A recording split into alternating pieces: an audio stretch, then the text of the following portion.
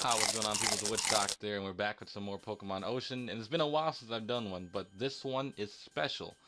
Why?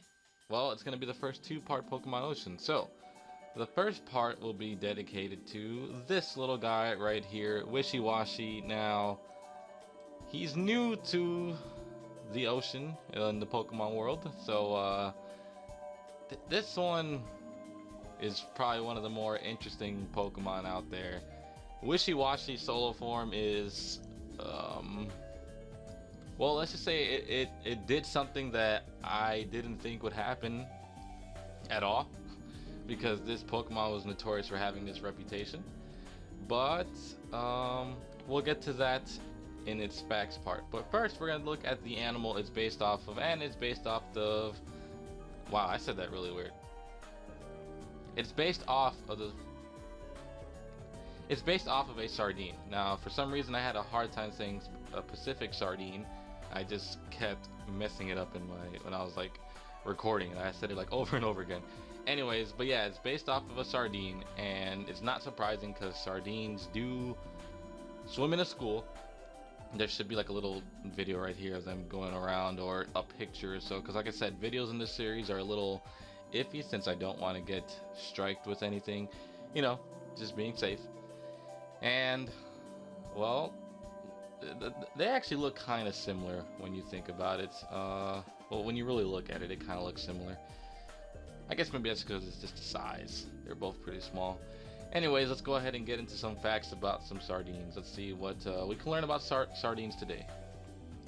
I'm just like, English is hard today, I don't know why. So, fact number one is that some sardines mature at 18 centimeters, which is 7 inches, and most are matured by 24 inches, which is 9.5 inches. So, that means they are able to breed. That is what they mean by maturing. And they can reach up to 16 inches, but are usually less than 12 inches. It's only around certain areas that they can get to a certain size, because sardines are also one of those fishes that are farmed a lot by us humans. You know, we catch a lot of sardine. You know, well, it's just because you'll see later. The habitat is the Pacific Ocean, obviously, because it's the Pacific sardine. I can't say that for some reason. I don't know why. And also in Alaska too, California and the Gulf of California. Well, that's the same thing. And in Peru and Chile, so you can find a lot of them there.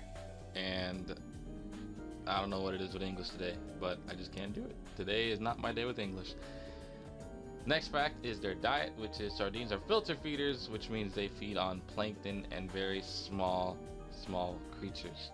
So basically like plankton-sized creatures, if you can kind of guess what a plankton is. If you remember SpongeBob Plankton, like that puny thing, that is what this thing eats. I don't know. Next fact is their migration. So they migrate to the British Columbia in the early summer and back to Southern California in the winter and fall. So I guess they're just moving towards warmer waters kind of thing. So I guess that's how they work. It's cool. And I believe that is it. I usually give 5, but isn't really much to say about the sardine. Actually, what I was going with earlier about them reproducing, they can lay over 200,000 eggs. Disgusting, honestly. That's pretty disgusting in my opinion, but who's keeping track?